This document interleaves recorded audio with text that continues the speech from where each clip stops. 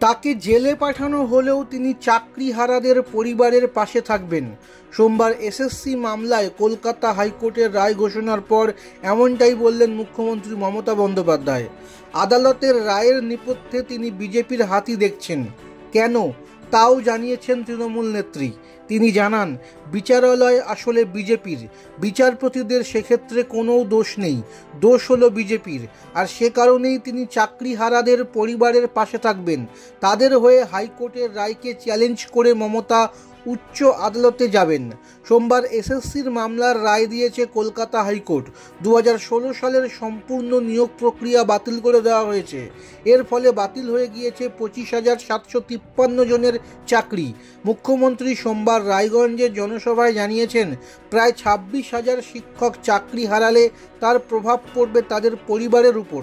মমতার কথায় 26,000 শিক্ষক মানে প্রায় 1.5 লক্ষ পরিবার। এই পরিবারগুলির পাশে থাকবেন বলে জানিয়েছেন তিনি। বিজেপি তাকে জেলে পাঠালেও সরবেন না।